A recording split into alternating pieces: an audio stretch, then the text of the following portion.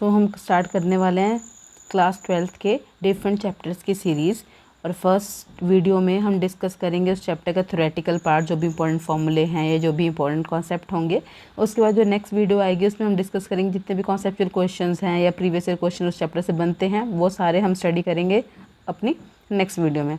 तो हम स्टार्ट कर रहे हैं चैप्टर 1 के। मैंने क्वेश्चंस ऑलरेडी डिस्कस कर लिए हैं। गॉस लॉ मैग्नेटिज्म है, गॉस लॉ इन इलेक्ट्रोस्टैटिक्स है, या जो भी इसके इंपॉर्टेंट टॉपिक्स हैं, न्यूमेरिकल्स हैं, इलेक्ट्रिक डायपोल है, that I had already discuss in my previous video. You can go and check there. In today video we are going to study current electricity. We will study all the theoretical part of this chapter, and then in the next lecture we will study about the numerical and conceptual question from this chapter. So हम start करते हैं। पहला हमारा topic इस chapter में है current.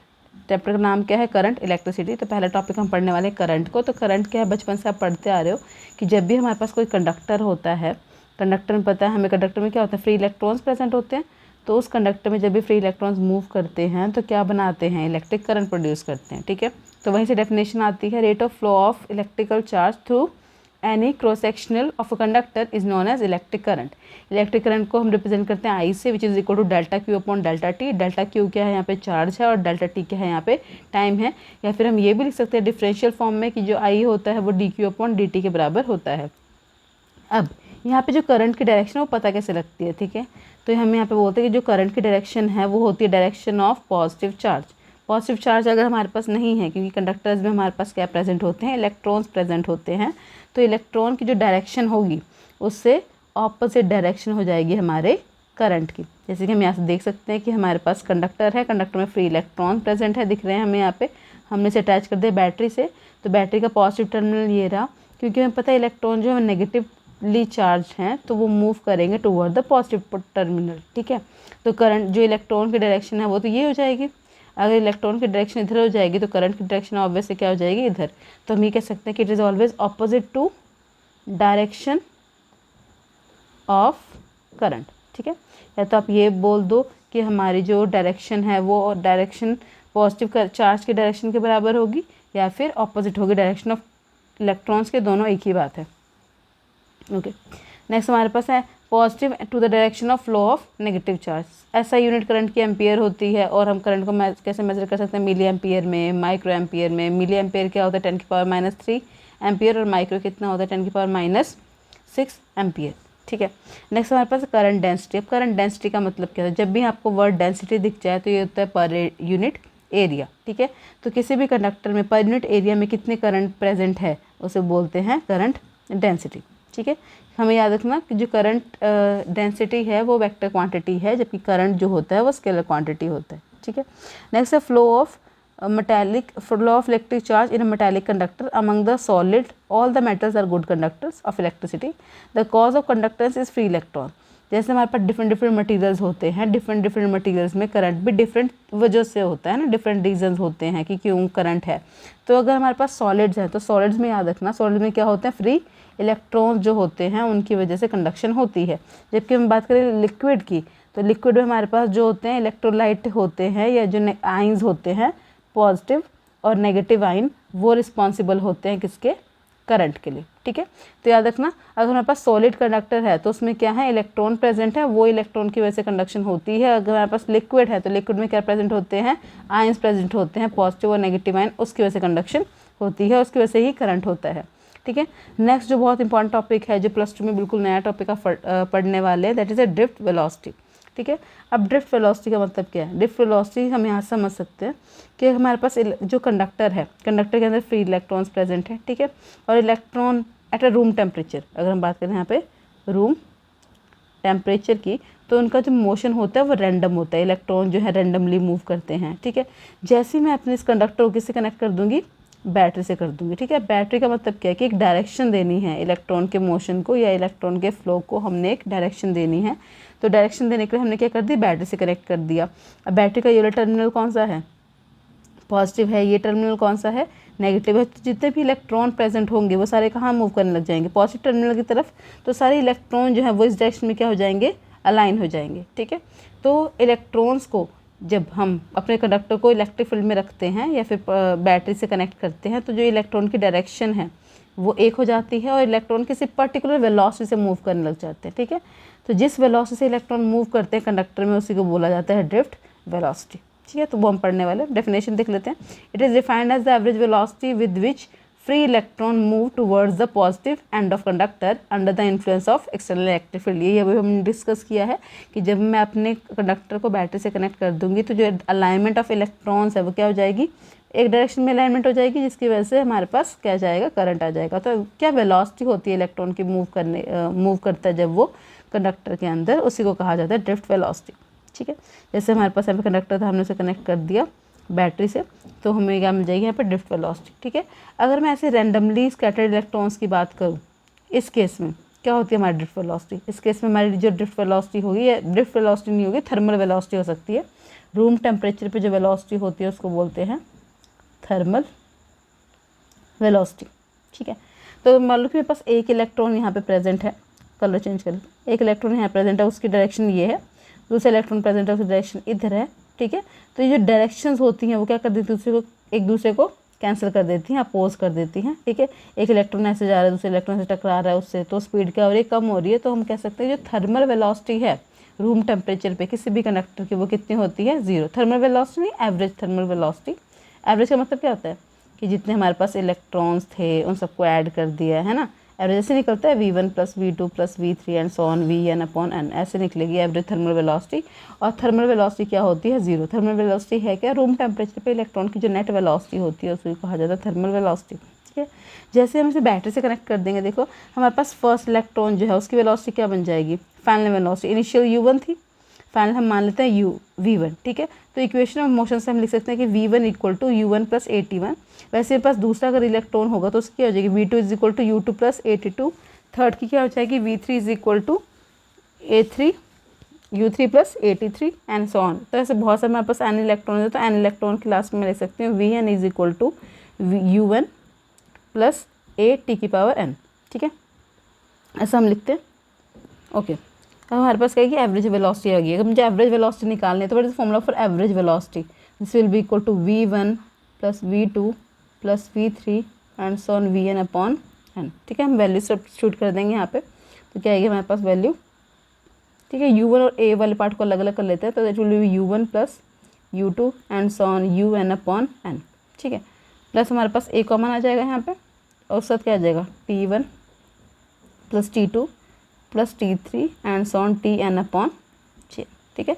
ये जो वेलोसिटी है तो थर्मल वेलोसिटी है, यानी ये चीज़ क्या हो जाएगी, 0। यानी हमारे पास ओनली कंपोनेंट बचेगा कौन सा, वो बचेगा हमारे पास A, ठीक है।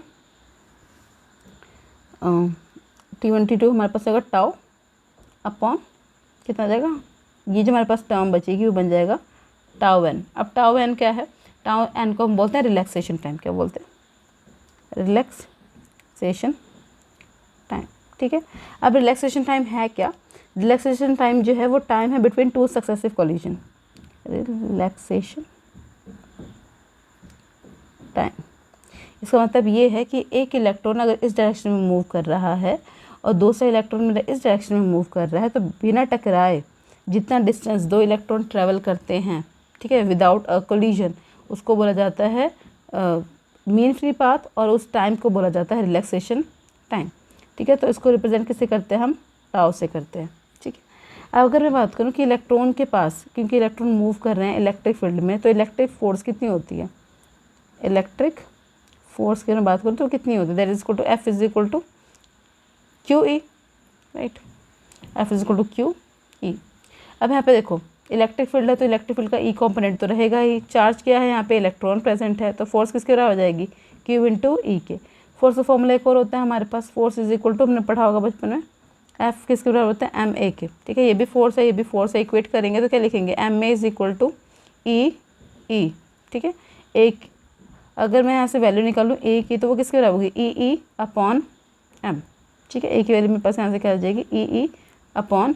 वो अगर मैं यहाँ पुट कर दूँ, ठीक है, एवरेज वेलोसिटी में, V एवरेज निकालने में, तो A था मेरे पास यहाँ पे क्या था, टाउ n, और A की वैल्यू कितनी थी, -EE/m टाउ। तो ये जो एक्सप्रेशन बनेगा वो average velocity, average drift velocity का एक्सप्रेशन बनता है, which is very very important relation, that is the drift velocity, ठीक है। नेक्स्ट हमारे पास है मोबिलिटी। मोबिलिटी क्या बताती है? मोशन बताती है कि इलेक्ट्रॉन का किसमें, इलेक्ट्रिक फील्ड के प्रेजेंस में। तो हम इसको ऐसे भी डिफाइन कर सकते हैं, it is the ratio of drift velocity of electron to the applied electric field. ठीक है, यानी अगर मुझे इलेक्ट्रॉन की ड्रिफ्ट वेलोसिटी लिखनी है तो वो होगी, मोबिलिटी लिखनी है तो वो होगी drift velocity of electron upon electric field. Drift velocity of electron कितनी निकाली हमने? ई टाउ अपॉन एम, और ई तो प्रेजेंट ही है, ई से कैंसिल हो गया ई, तो हमें क्या मिल गया? ई टाउ अपॉन एम। देखो ई चार्ज है, सेम रहेगा, रिलैक्सेशन टाइम भी वो सेम ही रहेगा, तो हमारे कह सकते हैं जो मोबिलिटी है वो इनवर्स प्रोपोर्शनल है मास। इसके बहुत इंपॉर्टेंट कॉन्सेप्ट है। यानी अगर मेरे पास प्रोटॉन होगा, ठीक है, और एक पार्टिकल मान लिया मेरे पास इलेक्ट्रॉन है, दो पार्टिकल्स हैं, दोनों में से हैवी कौन है? ऑफकोर्स ये ज़्यादा हैवी है और ये क्या है? लाइट पार्टिकल है। तो किसकी मोबिलिटी ज़्यादा होगी? तो हम देख सकते हैं जिसका मास ज़्यादा होगा, जिसका मास ज़्यादा हो उसकी मोबिलिटी कम होगी, क्योंकि इनवर्सली प्रोपोर्शनल है। यहाँ पे इलेक्ट्रॉन का मास ज़्यादा है तो मोबिलिटी किसकी कम होगी? इलेक्ट्रॉन की, और ज़्यादा किसकी होगी? मोबिलिटी किसकी कम होगी? प्रोटॉन की, और ज़्यादा किसकी होगी? इलेक्ट्रॉन्स की। ठीक है, क्योंकि हमें पता है कि मोबिलिटी इनवर्सली प्रोपोर्शनल होता है मास के, और मास ऑफ प्रोटॉन जो है वो ज़्यादा होता है मास ऑफ इलेक्ट्रॉन्स के। इसलिए हमारे पास कह सकते हैं कि जो मोबिलिटी है वो प्रोटॉन की कम होगी, क्योंकि मास प्रोटॉन का ज़्यादा है। मोर is the mass, less is the mobility, याद रखना, बहुत इंपॉर्टेंट कॉन्सेप्ट है। ठीक है, नेक्स्ट हमारे पास है ओम्स लॉ। ओम्स लॉ आप 10th क्लास से पढ़ते आ रहे हो। ओम्स लॉ क्या कहता है कि अगर हमारे पास क्या है? करंट है और क्या है? पोटेंशियल है। ठीक है, तो हम क्या कर सकते हैं? According to Ohm's law V is directly proportional to R। ठीक है, और ये जो स्लोप होती है वो क्या बताती है आपको? रेजिस्टेंस बताती है यार। यानी at a constant temperature the potential difference between the ends of metallic wire in a circuit is directly proportional to the current. यहाँ पे एक वर्ड हम यूज़ करते हैं एट कांस्टेंट टेम्परेचर, बहुत इंपॉर्टेंट वर्ड है। क्यों हम यूज़ कर रहे हैं एट कांस्टेंट टेम्परेचर? क्योंकि अगर हम टेम्परेचर को कांस्टेंट नहीं रखते और टेम्परेचर को बढ़ाने की कोशिश करते हैं, ठीक है, तो टेम्परेचर जितना बढ़ेगा, जितनी हीटिंग बढ़ेगी, उससे क्या होगा? उससे रेजिस्टेंस भी बढ़ेगा, और जो वोल्टेज है वो उसकी जो प्रोपोर्शनैलिटी है वो करंट से डायरेक्टली नहीं रहेगी, वो क्या कर जाएगी? वेरी कर जाएगी। ठीक है, इसलिए ओम्स लॉ में ये स्टेटमेंट लिखनी बहुत ज़रूरी है कि टेम्परेचर हमने क्या रखा है? यहाँ पे कांस्टेंट रखा है। ठीक है, अब ऐसा क्यों होता है? ऐसा इसलिए होता है क्योंकि हमारे पास पता है कंडक्टर में क्या प्रेजेंट है? इलेक्ट्रॉन प्रेजेंट है। ठीक है, जितना आप हीट दोगे इलेक्ट्रॉन्स को, उनमें वाइब्रेशंस जो हैं वो उतनी बढ़ जाएंगी। जितनी आप हीट दोगे, मान लो मैंने गर्म कर दिया अपने इलेक्ट्रॉन्स को या कंडक्टर को, तो इलेक्ट्रॉन में होती क्या हो जाएगी? वाइब्रेशन हो जाएंगी। वाइब्रेशन की वजह से कोलिजन ज़्यादा होंगी। ठीक है, क्या ज़्यादा होंगी? कोलिजन ज़्यादा होंगी। हमें पता है जितनी कोलिजन होगा उतना रेजिस्टेंस होगा, और जितना रेजिस्टेंस बढ़ेगा उतना वोल्टेज की प्रोपोर्शनलिटी आई से क्या होती रहेगी? कम होती रहेगी। इसलिए ओम्स लॉ जो है वो आइडल लॉ नहीं, आइडल लॉ ही है, लेकिन वो यूनिवर्सल लॉ नहीं है, सब पे जस्टिफाई नहीं होता। So V is equal to I R. R जो है रेजिस्टेंस है, जो ही कहाँ से आता है? कोलिजन ऑफ इलेक्ट्रॉन से, कोलिजन ऑफ इलेक्ट्रॉन से। ठीक है, no effect of V on I on R because V increases, I increases, but R remain same. एक चीज़ बढ़े दूसरी चीज़ भी बढ़ेगी, पर R क्या रहता है? सेम। ओके, अब हमारी ये वाली जो डेरिवेशन है वो बहुत इंपॉर्टेंट है, बहुत बार एग्जाम में पूछी गई है। Expression for the current in a conductor. ठीक है, तो अगर हमारे पास कंडक्टर है, उसमें करंट फ्लो कर रहा है, इलेक्ट्रॉन्स हैं उसमें, L उसका लेंथ है, A उसका एरिया है, ठीक है, V उसकी ड्रिफ्ट वेलोसिटी है। अगर सारे पैरामीटर्स आपको गिवन है और आपसे क्या पूछा गया कि हमें क्या निकालना है? यहाँ पे करंट निकालना है। ठीक है, तो कैसे निकालेंगे? हम बोलेंगे कि वॉल्यूम जो होता है वो किसके बराबर होता है? एरिया इंटू लेंथ के। ठीक है, ये है एरिया ऑफ कंडक्टर, L क्या है यहाँ पे? Length of conductor. ठीक है, और हमसे क्या पूछा गया यहाँ पे? हमसे पूछा गया करंट। तो अगर मैं बोलूँ कि N जो है, N is equal to number of electron per unit volume. ठीक है, एक यूनिट वॉल्यूम में कितने हैं? N नंबर ऑफ इलेक्ट्रॉन है, तो टोटल नंबर ऑफ इलेक्ट्रॉन कितने हो जाएंगे? टोटल नंबर ऑफ इलेक्ट्रॉन, ठीक है, capital N is equal to NaLe। ठीक है, क्योंकि हमारे पास कैपिटल कितने हो जाएंगे? N is equal to NV होगा ना, और V की वैल्यू कितनी होती है? Area into length. तो हमारे पास टोटल नंबर ऑफ इलेक्ट्रॉन बन जाएंगे Na इंटू L। ठीक है, ये हमारे पास आ गया नंबर ऑफ इलेक्ट्रॉन्स। अब हमें टोटल चार्ज निकालना है। देखो यहाँ पे जो चार्ज पार्टिकल है वो क्या है? इलेक्ट्रॉन है। तो टोटल चार्ज कैसे निकलेगा? Total charge is equal to number of electron that is NaL into charge on each electron. ठीक है, एक जितने हमारे पास इलेक्ट्रॉन्स हैं अगर मैं उसको मल्टीप्लाई कर दूँ एक इलेक्ट्रॉन के चार्ज से, मान लो मेरे पास 5 इलेक्ट्रॉन्स थे, है ना, और एक इलेक्ट्रॉन पर जो चार्ज होता है वो होता है 1.6 × 10⁻⁹ कूलम। तो मेरे पास निकल जाएगा कि 5 इलेक्ट्रॉन पे कितना चार्ज है। वैसे ही अगर मुझे निकालना हो कि बस n नंबर ऑफ इलेक्ट्रॉन्स हैं और हर इलेक्ट्रॉन पे e चार्ज है, तो टोटल चार्ज कितना हो जाएगा NaLe। ठीक है, अब हम बात करें यहाँ पे वेलोसिटी की, कि वेलोसिटी या फिर Vd is velocity with which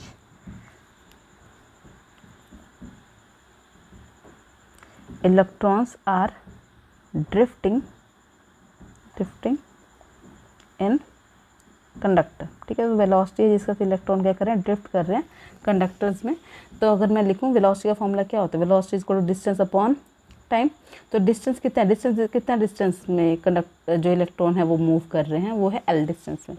तो डिस्टेंस कितना जाएगा मेरे पास L, टाइम मेरे पास T है और वेलोसिटी क्या है Vd। यहाँ से मैं टाइम का एक्सप्रेशन निकालूँ तो my time will be equal to Vd नीचे आ जाएगा L अपॉन Vd। ओके, तो ये दो वैल्यूज़ अगर हम सब्स्टिट्यूट करें तो हमें पता है आई का फॉर्मूला क्या होता है, I equal to Q upon T। तो Q का फॉर्मूला क्या था NaLe और T का हमने कितना निकाला L और Vd चला जाएगा ऊपर। ठीक है, L से कैंसिल हो जाएगा L, तो हमारे पास आई का जो एक्सप्रेशन आने वाला है वो आएगा NaLe और Vd। बहुत इंपॉर्टेंट, सॉरी L तो है ही नहीं यहाँ पे, सो NeaVd NeaVd। ठीक है, बहुत इंपॉर्टेंट रिलेशन है, याद होना चाहिए हमेशा। नेक्स्ट जो बहुत इंपॉर्टेंट टॉपिक है वो है expression for the resistance, resistivity and microscopic form of Ohm law. ठीक है, वो सब हम यहाँ पे डिस्कस करने वाले हैं और भी बहुत सारे क्वेश्चन इस टॉपिक से बनते हैं, तो बहुत इंपॉर्टेंट टॉपिक है। तो पहले हम डिस्कस करते हैं कंडक्टिविटी क्या होती है। ठीक है, रेजिस्टेंस हमें पता है, या रेजिस्टेंस R के बराबर होता है। ठीक है, और जो कंडक्टेंस है वो इसका ऑपोजिट होता है। ठीक है, उसको रिप्रेजेंट करते हैं हम G से और G को लिखते हैं 1/R के बराबर।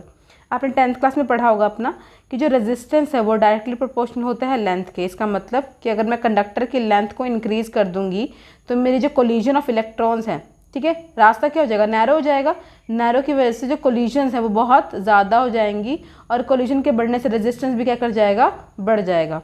इसका ऑपोजिट होता है कि अगर मैं जो मेरा रेजिस्टेंस है वो इनवर्स प्रोपोर्शनल होता है एरिया के। इसका मतलब कि अगर मैं एरिया बढ़ा दूँ तो इलेक्ट्रॉन में कोलिजन्स क्या हो जाएंगी, कम हो जाएंगी। एरिया बढ़ने से कोलिजन कम होंगी, इलेक्ट्रॉन कम टकराएंगे, तो रेजिस्टेंस भी क्या होगा, कम। जितना कोलिजन कम उतना रेजिस्टेंस कम, जितना कोलिजन ज़्यादा उतना रेजिस्टेंस भी ज़्यादा।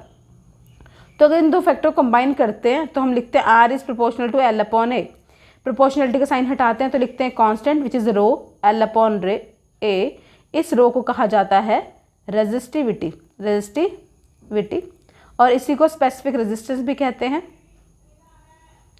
स्पेसिफिक रेजिस्टेंस, इसकी यूनिट होती है ओम पर मीटर। ओके, इस रेजिस्टिविटी का ऑपोजिट होता है कंडक्टिविटी, जिसको हम रिप्रेजेंट करते हैं सिग्मा से, और सिग्मा बराबर होता है 1/ρ के। इसके सिवा और कुछ नहीं पूछा जाने वाला है आपसे इन टॉपिक पे। ठीक है, अब हम टॉपिक की तरफ बढ़ते हैं। टॉपिक क्या है हमारा, expression for the resistance and resistivity. हमें क्या ड्राइव करना है, यहाँ पे रेजिस्टेंस ड्राइव करना है और ड्राइव करना है रेजिस्टिविटी। तो हमने फॉर्मूला किया है अपने प्रीवियस वीडियो में, हमने अभी पढ़ा करंट का जो एक्सप्रेशन होता है वो किसके बराबर होता है, I is equal to NeaVd। ठीक है, ये पढ़ के आए हम। और हमें दूसरा पता है कि जो हमारे पास पोटेंशियल डिफरेंस है, ठीक है, वो क्या होता है, E इंटू एल के बराबर होता है। चैप्टर 1 में पढ़ के आए हैं कि हम कहते हैं कि जो इलेक्ट्रिक फील्ड है वो क्या है, ग्रेडियंट ऑफ पोटेंशियल है, ग्रेडियंट ऑफ पोटेंशियल। तो हम V को लिख सकते हैं E इंटू एल। ठीक है, अब ओम्स लॉ में अभी पढ़ के आए हैं हम, R किसके बराबर होता है, R is equal to V upon I। ठीक है, तो V क्या है, V बराबर है E L के, और हमारे पास I किसके बराबर है, NeaVd के। ठीक है, तो यहाँ से अगर मैं एक्सप्रेशन लिखूँ, ओके, यहाँ पे कुछ कैंसिल तो हो नहीं रहा है, तो हम क्या करते हैं, Vd की वैल्यू पुट कर लेते हैं। Vd की वैल्यू हमने क्या स्टडी की थी, वो थी E टाउ अपॉन m। ठीक है, ऊपर डिस्कस किया हमने। तो हम यहाँ पे अगर वैल्यू पुट कर दें Vd की तो हमें एक्सप्रेशन क्या मिल जाएगा, that is equal to E L NeA dot E tau और ऊपर क्या जाएगा m। तो यहाँ से E हमारे पास कैंसिल हो गया E से, और कोई फैक्टर तो कैंसिल हो नहीं रहा है, तो हमारे पास एक्सप्रेशन आ जाएगा एम एल अपॉन एन, ई 2 बार है तो ई स्क्वायर ए टाउ। तो ये हमारे पास बहुत इंपॉर्टेंट रिलेशन हो जाता है जो कि आता है एक्सप्रेशन फॉर द रेजिस्टेंस। अब हमें रेजिस्टिविटी चाहिए, तो हमें पता है रेजिस्टिविटी किसके बराबर होती है, हमने अभी ऊपर पढ़ा R is equal to rho L upon A. ठीक है, तो यहाँ से अगर मैं रो की वैल्यू निकालूँ तो I can write rho is equal to R A upon L, ये ए इधर चला जाएगा, एल नीचे चला जाएगा। अब R की वैल्यू हम यहाँ से पुट कर देंगे, कितनी थी, M L N E square A tau into A ऊपर आएगा एल नीचे, L is cancel out with L, A cancel out with A, तो हमें एक्सप्रेशन मिलता है M N E square tau. ठीक है, यहाँ से हम एक इम्पॉर्टेंट रिजल्ट कंक्लूड करते हैं कि जो हमारे पास रेजिस्टिविटी है वो डिपेंड करती है एन से, that is number density of electrons, number density of electron, और नेचर ऑफ मटेरियल पे भी करती है, नेचर ऑफ मटेरियल, हम किस मटेरियल की कंडक्टिविटी स्टडी करने वाले हैं उसके नेचर पे भी डिपेंड करती है। दूसरा रो जो है वो इनवर्स प्रोपोर्शनल होता है टाउ के। अब टाउ क्या था, हमने पढ़ा था टाउ होता है relaxation time, that is the time between two successive collision. ठीक है, तो जैसे जैसे टाउ बढ़ता रहेगा, टाइम बढ़ेगा, वैसे वैसे जो कंडक्टिविटी है वो क्या करती रहेगी, डिक्रीज करती रहेगी। ठीक है, ओके, ये दो इंपॉर्टेंट रिजल्ट हैं, एक हमारे पास ये वाला रिजल्ट है और दूसरा हमारे पास रिजल्ट आया ये वाला। ठीक है, यहाँ से क्वेश्चन एग्जाम में ये भी बनता है कि आपको रिलेशन बताना है रेजिस्टिविटी और मोबिलिटी के बीच में। ठीक है, एक्सप्रेशन आता है, आपको ड्राइव करना है resistivity and relaxation time, relaxation time. ठीक है, तो हमने पढ़ा था, ये वाला एक्सप्रेशन उठाएंगे हम, वी डी वाला, रो किसके बराबर था, अगर हम यहाँ से वैल्यू ना पुट करें। ठीक है, ये वाला एक्सप्रेशन लेते हैं, एल और ए कैंसिल कर देंगे तो रो आ जाएगा ई अपॉन एन ई, ठीक है, वी डी के बराबर। यहाँ से अगर हम एल और ए को एलिमिनेट कर दें तो हमें मिल जाएगा रो। ठीक है, अब वी डी की वैल्यू क्या आती है, हमें पता है कि वी डी अपॉन ए जो होता है वो क्या होता है, मोबिलिटी, ऊपर हम पढ़ के आए हैं, तो रो को हम लिख सकते हैं 1 अपॉन एन ई म्यू। बहुत इंपॉर्टेंट रिलेशन है, बहुत बार एग्जाम में पूछा गया है, तो वो रिलेशन है between the resistivity and mobility. ठीक है, तो हम कह सकते हैं जो रेजिस्टिविटी है वो इनवर्स प्रोपोर्शनल होता है मोबिलिटी के, यानी जिस चीज़ की मोबिलिटी ज़्यादा होगी उसकी रेजिस्टिविटी कम होगी। तो ये जो हमने टॉपिक डिस्कस किए हैं, ठीक है, आर का एक्सप्रेशन हो गया, रो का एक्सप्रेशन हो गया, ठीक है, और ये रिलेशन हो गया, ये बहुत इंपॉर्टेंट रिलेशंस हैं। +2 में जनरली इनसे ही न्यूमेरिकल बन जाता है एक तो, ठीक है, और कंसेप्चुअल क्वेश्चन इनसे पूछ दिया जाता है, तो बहुत इंपॉर्टेंट पार्ट है, अच्छे से रिवाइज करना है इसको। नेक्स्ट हमारे पास है यहाँ पे हमें ड्राइव करना है माइक्रोस्कोपिक फॉर्म। नेक्स्ट जो इंपॉर्टेंट टॉपिक है हमारे पास वो है microscopic form of Ohm law, जो कि होता है J = सिग्मा E। ठीक है, तो हम शुरू कैसे करेंगे, हम शुरू करेंगे कि हमें पता है, we know that I = NeAVD, और हमें पता है जो पोटेंशियल होता है वो EL के बराबर होता है। ठीक है, J क्या है, करंट डेंसिटी, तो करंट डेंसिटी को क्या लिखेंगे हम, करंट डेंसिटी = I/A। ठीक है, ये J होता है, इसकी यूनिट जो होती है वो होती है एम्पियर मीटर पर मीटर स्क्वायर। ठीक है, अब हमें सिग्मा चाहिए, सिग्मा हमें पता है कंडक्टिविटी होता है, सिग्मा = 1/ρ। तो आई वाला एक्सप्रेशन उठाएंगे हम, I = NeAVD, डिवाइड कर देंगे ए से, सो I/A = NeVD। VD का एक्सप्रेशन हमें पता है क्या था, E τ/m। ठीक है, पुट कर देंगे, सो I/A इज J, हमारे पास बन जाएगा NE.E τ/m। ठीक है, कंबाइन करें चीज़ों को तो हम लिख सकते हैं NE² τ/m, इसको एक साथ लिख दूंगी और यहाँ पे E को हम अलग कर देंगे। ठीक है, अब ये जो एक्सप्रेशन आ रहा है इसको अगर हम देखें तो ये हमने अभी डिराइव किया था m/NE² τ, किसका था, ये रो का था, ये इसका बस इन्वर्स है। ठीक है, m नीचे आ जा रहा है यहाँ पे, तो J की वैल्यू कितनी आ जाएगी यहाँ से, J = 1/ρE, 1/ρ रेजिस्टिविटी है, रेजिस्टिविटी का ऑपोजिट होता है कंडक्टिविटी, तो it will be equal to J = sigma E। ठीक है, ये एक्सप्रेशन आ जाता है। नेक्स्ट हमारा टॉपिक है रेजिस्टेंस ऑफ अ कंडक्टर। ठीक है, ये हमने ऑलरेडी स्टडी कर लिया, ओके, ये भी हमारा हो गया, ये और स्टडी करते हैं। अगला है temperature coefficient of resistance given by. अब हमें इतना पता है कि जो टेम्परेचर बढ़ाने से रेजिस्टेंस बढ़ता है। ठीक है, कैसे, हमारे पास कोई मेटल का पीस है, हमने उसको दे दी हीटिंग। ठीक है, मान लो हम उसे हीट कर रहे हैं, अब हीटिंग करने से क्या होगा, इसमें जो इलेक्ट्रॉन्स हैं वो ज़्यादा स्पीड से वाइब्रेट करेंगे, उनमें क्या आ जाएगी, काइनेटिक एनर्जी हीटिंग की वजह से। जितनी काइनेटिक एनर्जी बढ़ेगी हीटिंग की वजह से उतना कोलिजन्स भी बढ़ेगा, ठीक है। और अगर कोलिजन बढ़ते हैं तो ऑफ कोर्स रेजिस्टेंस भी इंक्रीज करता है, ठीक है। तो हम लिख सकते हैं कि R is directly proportional to T, यानी पता है टेम्परेचर बढ़ेगा तो रेजिस्टेंस बढ़ेगा, ऑब्वियस है। इसलिए वहाँ पे हमारे पास लिमिटेशंस होती हैं कि ओम्स लॉ तभी वर्क करता है जब टेम्परेचर क्या हो, कांस्टेंट हो। अगर टेम्परेचर वेरी करेगा तो ओम लॉ जो है वो भी क्या करने लग जाता है, वेरी करने लग जाता है, जो कि लिमिटेशन है ओम लॉ की, ठीक है। ओम लॉ आइडल लॉ नहीं है, यूनिवर्सल लॉ नहीं है, ठीक है। उसके बाद में डिस्कस करेंगे हम। अब हमारे पास दे के रखा है RT is equal to, expression क्या आता है, RT is equal to R at particular temperature T is equal to R not that is room temperature 1 plus alpha T, ठीक है। यहाँ पे अल्फा क्या होता है हमारे पास, अल्फा हमारे पास होता है यहाँ पे टेम्परेचर कोफिशिएंट, अल्फा हमारे पास होता है टेम्परेचर कोफिशिएंट, ठीक है। तो RT की वैल्यू हम लिख सकते हैं, यहाँ से मल्टीप्लाई करूँ R को मैं इधर भी और इधर भी, तो R not plus alpha R not T। अगर यहाँ से मैं अल्फा की वैल्यू निकालूँ तो वो होती है delta R upon R not T। Delta R हम लिख सकते हैं RT minus R not upon R not T। इसे हम अल्फा की वैल्यू निकाल सकते हैं, ठीक है। इसी से एक न्यूमेरिकल स्टडी करते हैं सेम टॉपिक से। अब न्यूमेरिकल है क्या हमारे पास, the resistance of a conductor at 20 degree temperature is 3.15, ठीक है। तो हमें 20 डिग्री पे कितना दे रखा है, 3.15 ओम, ओके। और 100 डिग्री पे कितना दे रखा है, 3.75 ओम। और हमें कुछ नहीं दे रखा है यहाँ पे, टेम्परेचर गिवन है, हमें क्या निकालना है, temperature coefficient that is alpha निकालना है, ठीक है। और बाद में हमें टेम्परेचर 0 लेके 0 डिग्री सेल्सियस पे निकालना है, ठीक है, रेजिस्टेंस। तो शुरू करते हैं क्वेश्चन। हमें पता है R नॉट का फॉर्मूला क्या था, R at particular temperature T is equal to R not 1 plus alpha T, ठीक है। तो 20 डिग्री पे लिखें तो R20 is equal to R not 1 plus alpha into 20, ठीक है। वैसे मैं 100 के लिए एक्सप्रेशन लिखूँ तो I can right R not 1 plus alpha into 100, ठीक है। दोनों इक्वेशन को हम डिवाइड कर दे तो R नॉट से R नॉट कैंसिल हो जाएगा, हमें क्या मिल जाएगा, R20 की वैल्यू कितनी थी, दैट इज 3.15, इसकी वैल्यू कितनी, 3.75। पॉइंट के बाद 2 डिजिट यहाँ पे भी है, 2 डिजिट यहाँ पे भी है, तो कैंसिल हो जाएंगी, हमें मिल जाएगा 315 अपॉन 375, ठीक है। ये किसके बराबर आ जाएगा, 1 plus 20 alpha upon 1 plus 100 alpha.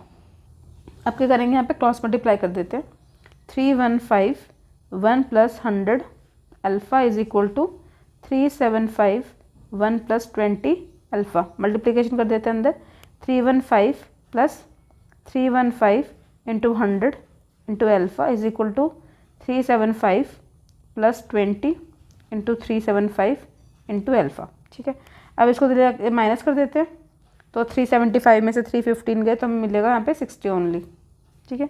और यहाँ पे हमारे पास क्या वैल्यूज आएंगी, इसको इधर ले आते हैं तो कॉमन देखो क्या क्या निकलेगा, अल्फ़ा कॉमन निकल जाएगा, अंदर बचेगा 31500 माइनस 2 से मल्टीप्लाई करेंगे कितना आ जाएगा यहाँ पे,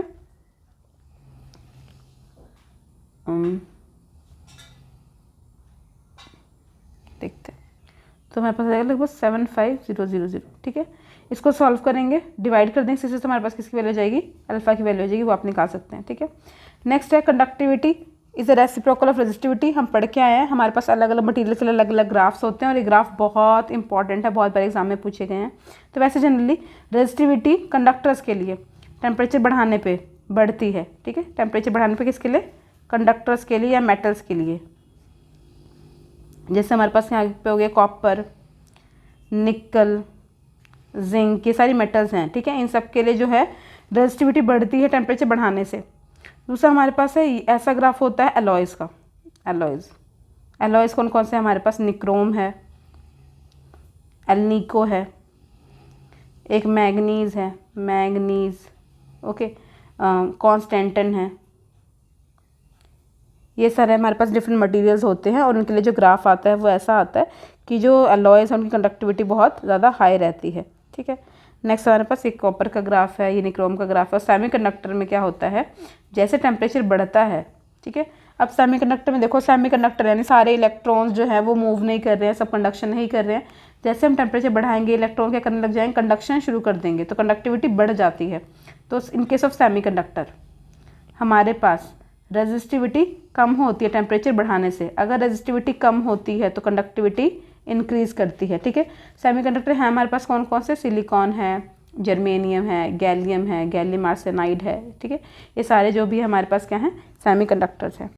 नेक्स्ट हमारा इंपॉर्टेंट टॉपिक है Kirchhoff first law and second law, बहुत इंपॉर्टेंट टॉपिक है, ठीक है। तो फर्स्ट लॉ डील करता है करंट के साथ और सेकंड लॉ डील करता है वोल्टेज के साथ। तो फर्स्ट लॉ के according the total current, the algebraic sum of the current at the junction is always equal to 0। Now what is a junction? Junction वो पॉइंट है जहाँ पे सारी वायर्स जो हैं वो मिलती हैं, इसको नोड भी कहा जाता है। और फर्स्ट लॉ कहता है कि जितना हमारे पास करंट होगा जंक्शन पे वो हमेशा क्या होगा, 0 होगा। यानी जितना करंट आ रहा है, जैसे ब्लैक वायर दिख रही है हमारे पास, तो जितनी करंट आ रही है ब्लैक वायर से उतना ही करंट क्या कर जाएगा, लीव कर जाएगा, और वो दिखा रखा है हमें ब्लू वायर से, ठीक है। तो इसकी डेफिनेशन यहाँ से आती है, the algebraic sum of the current entering a junction is equal to the algebraic sum of the current leaving. यानी जितना करंट आ रहा है, जितना एंटर कर रहा है, उतना क्या कर जा रहा है, लीव कर जा रहा है। तो बचा कितना है, बचा है 0, ठीक है।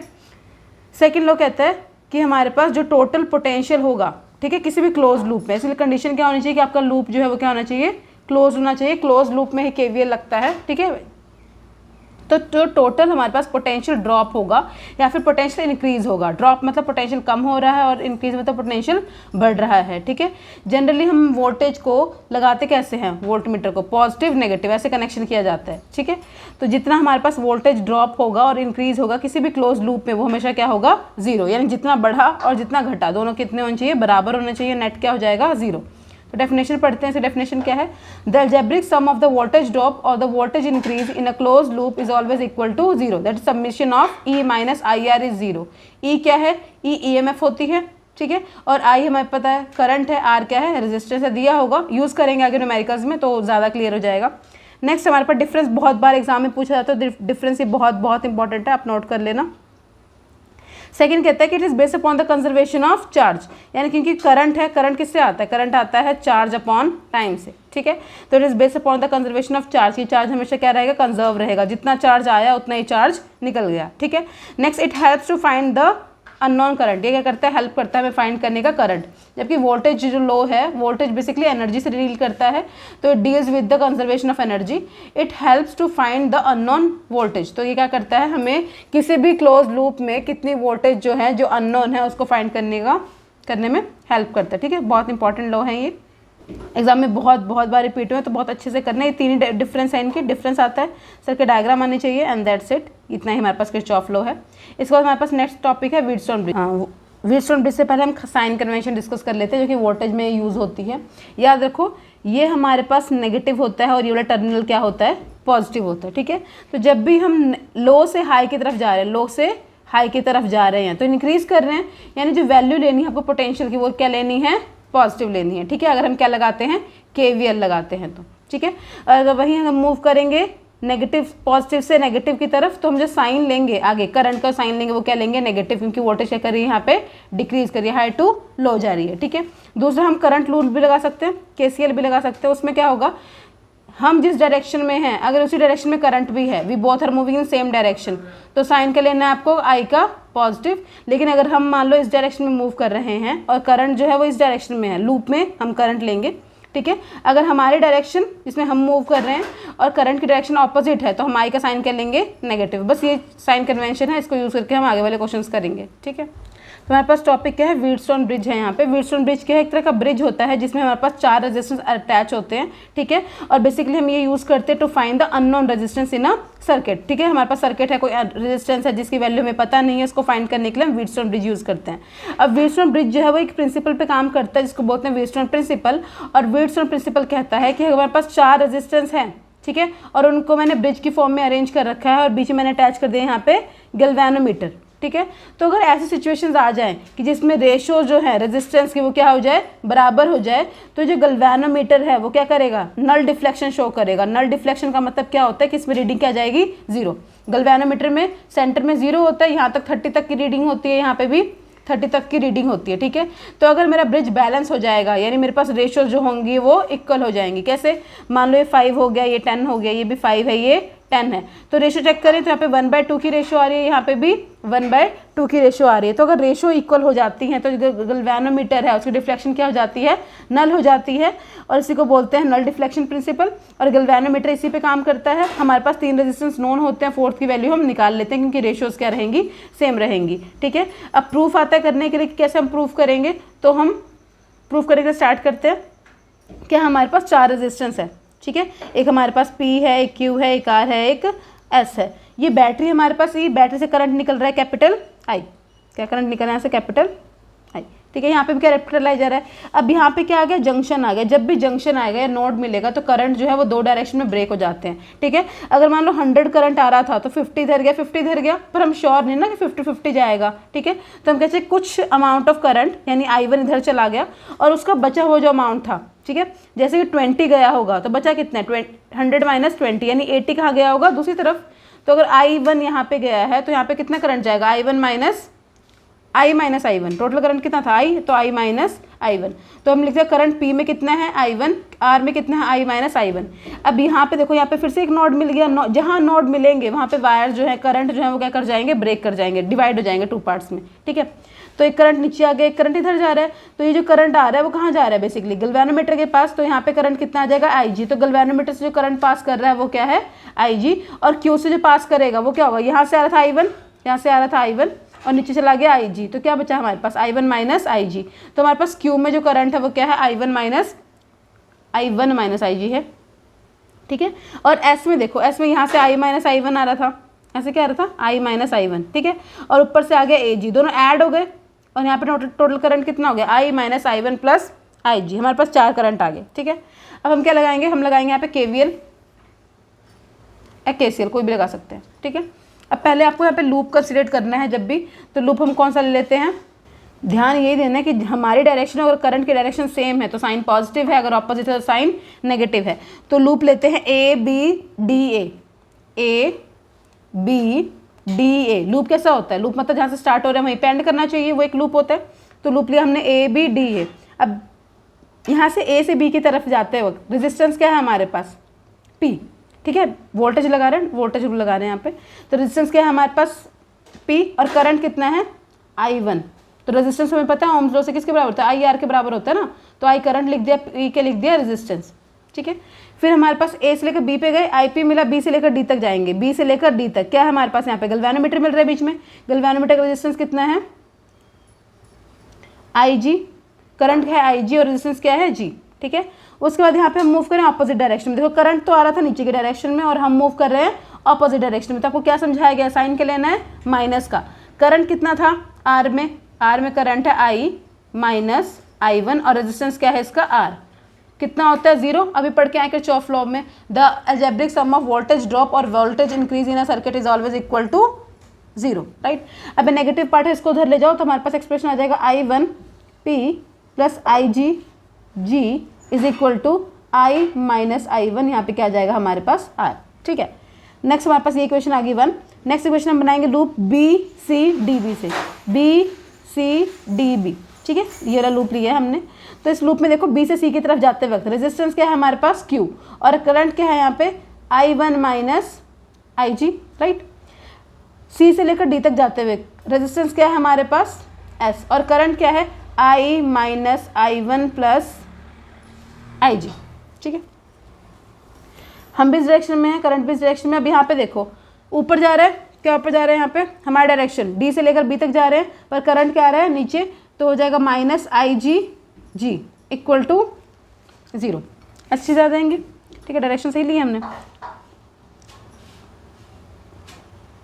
S की डायरेक्शन ऑपोजिट हो गई है, हम नीचे की तरफ आ रहे हैं और S ऊपर की तरफ जा रहे हैं ना, यहाँ से करंट ऐसे है, ठीक है। और हम कैसे मूव करें डाउनवर्ड, तो यहाँ पे साइन क्या जाएगा नेगेटिव, तो हो जाएगा माइनस का S I माइनस I1, ठीक है, equal to IG into G। अब ये दोनों नेगेटिव है, इन दोनों को उधर ले जाओ तो हमारे पास क्या बच जाएगा Q I1 minus IG is equal to S I minus I1 plus IG into G। ये चीज़ एक्सप्रेशन आ गया हमारे पास, ठीक है। अब क्योंकि गैल्वेनोमीटर जो है वो नल डिफ्लेक्शन पे प्रिंसिपल पे वर्क करता है, नल डिफ्लेक्शन। नल डिफ्लेक्शन का मतलब कि जो गैल्वेनोमीटर है, ठीक है, उसमें करंट क्या है, ज़ीरो, उसकी डिफ्लेक्शन क्या है, नल, ठीक है। If galvanometer shows null deflection, तो जो भी आई जी की टर्म्स थी वो सारी क्या हो जाएंगी, ज़ीरो हो जाएंगी। तो हमारे पास नया एक्सप्रेशन क्या बन जाएगा, I1P is equal to I minus I1 R is equal to Q I1 minus IG। तो G तो ज़ीरो ही हो गया, तो यहाँ पे हमारे पास क्या बच जाएगा, I1, यहाँ पे हो जाएगा हमारे पास I माइनस I1, यहाँ क्या बच जाएगा S, ठीक है। अब इसे इक्वेशन मान लो 3, इसको इक्वेशन मान लो 4, इसको कर दो डिवाइड, तो हमें क्या मिल जाएगा, I1 से I1 तो कैंसिल हो जाएगा, डिवाइड कर देंगे तो I1 से I1 कैंसिल हो जाएगा, इस टर्म से ये कैंसिल हो जाएगी, हमें मिलेगा P upon Q equal to R upon S। Rearrange करेंगे तो लिखेंगे P upon R equal to Q upon S, ठीक है। अगर ये सिचुएशन हो जाती है तो ब्रिज क्या कहलाता है, बैलेंस्ड। ब्रिज क्या हो जाता है, बैलेंस्ड। तो याद रखना ब्रिज बैलेंस तब होगा जब रेशियो ऑफ रेजिस्टेंस क्या हो जाए, इक्वल हो जाए, ठीक है। अब हमारे पास व्हीटस्टोन ब्रिज की यहाँ पे एप्लीकेशन है, कहाँ यूज़ होता है, it is use for the precise measurement of the low resistance, ठीक है। यानी किसी भी सर्किट में अगर हमें लो रेजिस्टेंस निकालने हैं तो उसको निकालने के लिए हम क्या यूज़ करते हैं, Wheatstone principle. Wheatstone bridge is an operational amplifier. Amplifier क्या होता है, वोल्टेज को बढ़ा देता है, ठीक है, to measure the physical parameter such as temperature, light, strain, इन सबको मेजर करता है। क्वांटिटी सच एज इम्पिडेंस, आप प्लस टू में पढ़ोगे, इंडक्टेंस से जो भी चीज़ें होती हैं इनको भी हम व्हीटस्टोन ब्रिज के थ्रू ही स्टडी करते हैं, ठीक है। यहाँ पे इसकी लिमिटेशंस होंगी, लिमिटेशंस, ठीक है। अब लिमिटेशंस क्या है कि जब भी हमारे पास व्हीटस्टोन ब्रिज होता है उसका काम यही है कि वो लो रेजिस्टेंस को फाइंड आउट करता है, ठीक है। अगर हमारे पास रेजिस्टेंस ज़्यादा है तो उसको फाइंड आउट नहीं करेगा, ब्रिज क्या हो जाएगा, ब्रेक हो जाएगा, ठीक है, हीटिंग इफेक्ट आ जाएगा, बहुत सारी चीज़ें आ जाएंगी जिनमें आपको एग्जाम में चीज़ आती नहीं है, ठीक है। हमारे पास आता है meter bridge, this is a very very important topic जो एग्जाम में पूछा जाता है। अब मीटर ब्रिज क्या है, जैसे व्हीटस्टोन पढ़ा हमने, व्हीटस्टोन ब्रिज क्या है, एप्लीकेशन है, ठीक है, सॉरी वो प्रिंसिपल है और उसकी एप्लीकेशन है मीटर ब्रिज, ठीक है। मीटर ब्रिज हम प्रैक्टिकली यूज़ करते हैं। अब मीटर ब्रिज में क्या है, हमारे पास ये देखो एक वायर, एक वुडन वो होता है, स्केल होता है, ठीक है। इसके ऊपर हमारे पास रजिस्टर्स होते हैं, ठीक है। ये हमारे पास की होती है, अपने लैब में देखा होगा अपना, ये गैल्वेनोमीटर है हमारे पास, ठीक है। ये जो होती है पेंसिल की तरह, इसको बोलते हैं जोकी, ठीक है। ये हमारे पास बैटरी होती है, ठीक है। और बीच में हमारे पास 1 मीटर का क्या होता है, मीटर स्केल बना होता है, ठीक है। अब ये भी क्योंकि काम करता है नल डिफ्लेक्शन पे, यानी हम जोकी की हेल्प से, ये जोकी है, इसकी हेल्प से हमें वायर पे वो पॉइंट ढूंढना होता है जहाँ पे डिफ्लेक्शन क्या हो जाए, ज़ीरो हो जाए, ठीक है। यहाँ पे जो वायर हम यूज़ करते हैं वो जनरली बनी होती है मैग्नीन की या फिर कॉन्स्टेंटन की, ठीक है। अब मैग्नीन और कॉन्स्टेंटन की क्यों बनी होती है, क्योंकि इनकी जो रेजिस्टिविटी है वो बहुत ज़्यादा हाई होती है। अगर रेजिस्टिविटी हाई है तो करंट क्या होता है, लो होता है, तो जो हीटिंग इफेक्ट होगा वो भी क्या होगा, कम, क्योंकि हीटिंग किस पे डिपेंड करता है, I2RT पे ना। तो इस पर हमारे पास करंट कम हो जाएगा तो हीटिंग भी कम हो जाएगी। तो ताकि हमारे पास कम हीटिंग हो वायर में, इसलिए हम क्या यूज़ करते हैं, मैग्नीन और कॉन्स्टेंटन की वायर, ठीक है। तो हमारे पास सर्किट डायग्राम कुछ ऐसा बनती है कि हमारे पास एक वायर है, ठीक है, मैग्नेट कॉन्स्टेंटन की बनी हुई है, उसको कनेक्ट किया हमने बैटरी से, जॉकी के साथ, ठीक है। यहाँ पे हमारे पास 2 मेटल कॉपर की प्लेट्स होती हैं, यहाँ पे रेजिस्टेंस बॉक्स है, यहाँ पे हमारे ये हमारा अननोन रेजिस्टेंस है, ये हमें निकालना है, ये हमारे पास अननोन है, ये एक्स मान लेते हैं इसको, ठीक है, जिसकी वैल्यू हमें निकालनी है। अब क्योंकि हम मान लेते हैं कि किसी लेंथ एल पे, जैसे यहाँ पे देखें किसी लेंथ एल पे क्या हो जाएगा, बैलेंस हो जाएगा, तो यहाँ पे लेंथ कितनी बच जाएगी, 100 माइनस एल ना, ये इसके पैरेलल है, ये इसके पैरेलल है। तो देखें, तो क्योंकि अगर हमारे पास करंट 0 है, ठीक है, if bridge galvanometer, if galvanometer shows null deflection, if galvanometer shows null deflection, तो हमारे पास ब्रिज क्या हो जाएगा, बैलेंस हो जाएगा। उस केस में R1 upon L1 is equal to, इसको हम x मान लेते हैं तो x अपॉन 100 माइनस L1 हो जाएगा, ठीक है। L1 क्या है, L1 यहाँ पे ब्रिज बैलेंस्ड हो गया, ब्रिज बैलेंस्ड, ठीक है। यानी गैल्वेनोमीटर पे वो पॉइंट जहाँ पे डिफ्लेक्शन क्या आ गई हैं, 0 आ गई हैं, ठीक है। हमने जॉकी को अलग अलग प्लेस करेंगे, तो हमने यहाँ पे प्लेस किया तो डिफ्लेक्शन क्या आ गई गैल्वेनोमीटर में, 0। यहाँ पे रखेंगे तो गैल्वेनोमीटर डिफ्लेक्शन क्या आ जाएगी, 0 आ जाएगी, तो ब्रिज क्या हो जाएगा हमारे पास, बैलेंस्ड, ठीक है। तो हमारे पास क्योंकि व्हीटस्टोन प्रिंसिपल के अकॉर्डिंग ये सब चीज़ें इक्वल होनी चाहिए, तो यहाँ से अगर मैं एक्स की वैल्यू निकालनी है तो हम निकाल सकते हैं R1 upon L1 into 100 minus L1, ठीक है। ऐसे हम कोई भी अननोन रेजिस्टेंस निकाल सकते हैं। अब जनरली आपसे एग्जाम में पूछा जाता है to find the specific resistance, ठीक है। तो मैंने पहले ही बताया स्पेसिफिक रेजिस्टेंस क्या होता है, specific resistance is equal to resistivity, है ना, ये किसके बराबर होता है, रेजिस्टिविटी के। अब रेजिस्टिविटी किसके बराबर होती है, rho is equal to R A upon L.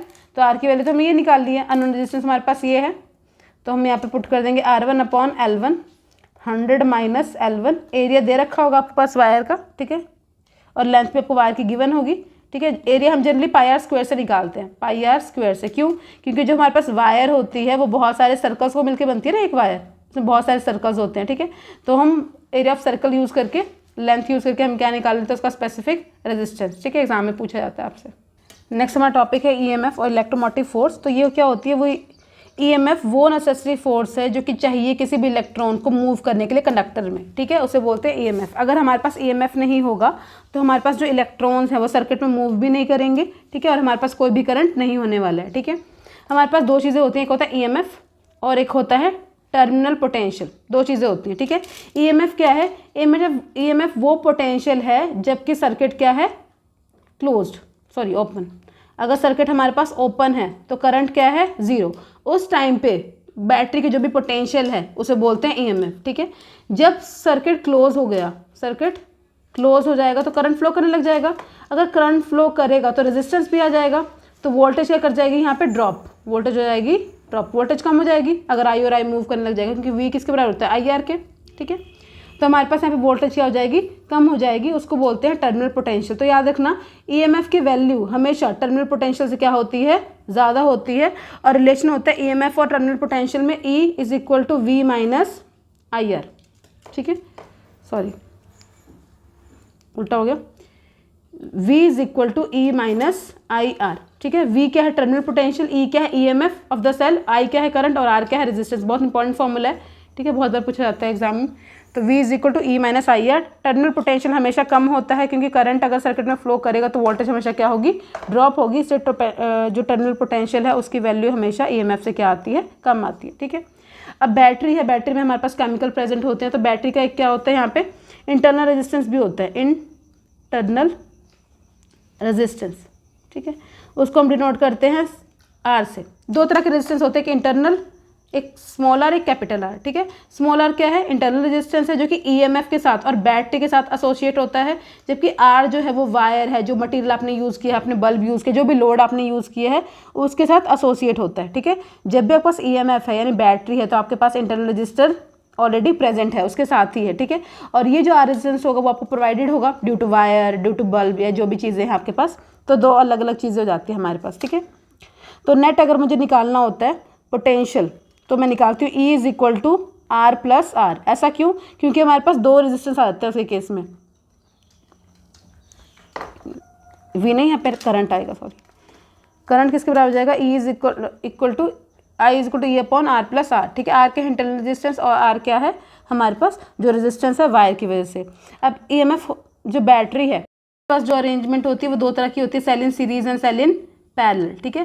तो हमें पता है सीरीज में कब होता है, जब हमारे पास एक सेल का जो एंडिंग पॉइंट होगा वो दूसरे सेल का क्या होगा, स्टार्टिंग पॉइंट होगा। अगर ऐसे कनेक्टेड हैं तो उसको हम बोलते हैं वो क्या है, सीरीज में है, ठीक है। पैरेलल में कैसे होते हैं कि सबका जितने हमारे पास सेल्स हैं सबका स्टार्टिंग पॉइंट सेम है और सबका एंड पॉइंट भी क्या है, सेम है। ऐसे अरेंजमेंट को हम बोलते हैं पैरेलल अरेंजमेंट। ये सीरीज है और ये क्या है, पैरेलल अरेंजमेंट। तो अगर हम सेल को सीरीज में अरेंज कर दें तो क्या फ़र्क पड़ता है, या पैरेलल में अरेंज करें तो क्या फ़र्क पड़ता है, वो हम आगे पढ़ेंगे। जैसे आपने 10th क्लास में रेजिस्टेंस को पढ़ा है कि अगर हमारे पास बहुत सारे रेजिस्टेंस है, ठीक है, अगर वो सीरीज में है तो नेट रेजिस्टेंस क्या हो जाता है, ऐड हो जाता है, R1 plus R2 plus R3, ठीक है।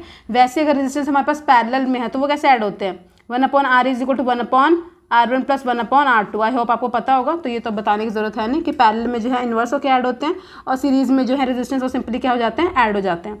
हम पढ़ते हैं सेल के बारे में, ठीक है। अब हमारे पास यहाँ पे हमने 3 सेल ले ली, यहाँ पे हमने एक बैटरी ले ली है।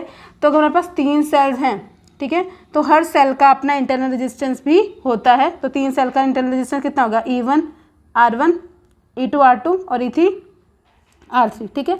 अब इतना पता है कि सीरीज में क्या सेम रहता है, सीरीज में सेम रहता है करंट, ठीक है। तो अगर मैं I1 लिखूँ यहाँ से तो I1 क्या लिखूँगी, I1 is equal to E1 upon E1 तो हमारे पास ये हो जाएगा। अब पोटेंशियल यूज़ करें क्योंकि करंट तो सेम है तो पोटेंशियल यूज़ कर लेते हैं। पोटेंशियल क्या आ जाएगा हमारे पास V1 is equal to, formula हमने क्या किया था, E माइनस आई आर के बराबर होता है, ठीक है। तो V1 लिखे तो E1 हो जाएगा, ये हो जाएगा IR1 क्योंकि करंट तो सेम है। सिमिलरली अगर हम V2 लिखें तो V2 is equal to E2 minus IR2, ठीक है। ऐसे अगर V3 हम लिखें तो it will be equal to E3 E minus R3, ठीक है। V नेट लिखें तो that is equal to V1 plus V2 plus V3, ठीक है।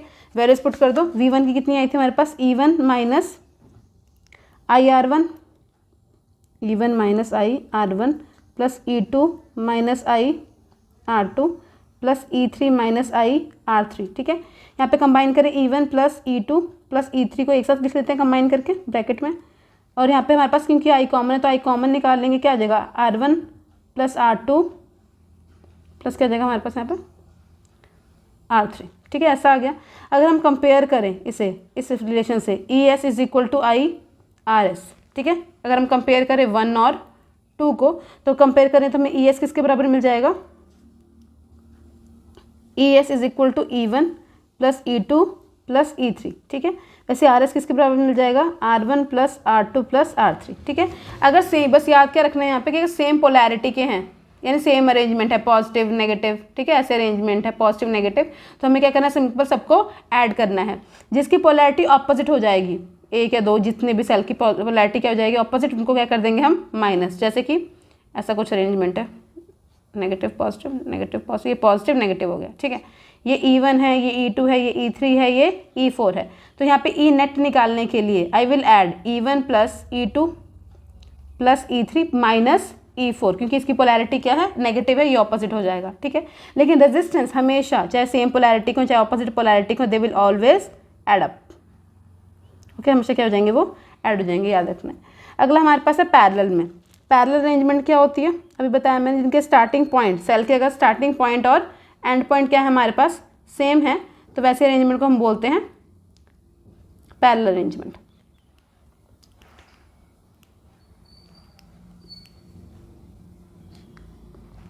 इसका हो गया E1 R1, यहाँ पे हो गया E2 R2, ठीक है। यहाँ पे हमारे पास आएगा E3 R3, 3 ले लेते हैं, ठीक है। ये कनेक्टेड किससे है, बैटरी से, जिसका पोटेंशियल क्या दे रखा है हमें, V दे रखा है, ठीक है। अब हमें पता है कि इसमें क्या सेम रहता है, इसमें सेम रहता है पोटेंशियल, ठीक है। तो क्या निकालेंगे हम, करंट निकालेंगे। फॉर्मूला क्या है, V is equal to E minus IR, ये वाला रिलेशन यूज़ करते हैं। निकालना क्या है हमें I, क्योंकि पैरेलल में करंट क्या करता है, वेरी करता है, ठीक है। तो मैं अगर V1 लिखूँ सेम ही रहेगा वैसे, E1 माइनस I1 R1, तो यहाँ से हम I1 की वैल्यू निकालते हैं, कैसे निकलेगी, ठीक है। इसको उधर ले जाओ, इसको उधर ले आओ, E1 minus V is equal to I1 R, ठीक है। अगर यहाँ से वैल्यू निकाल लूँ मैं,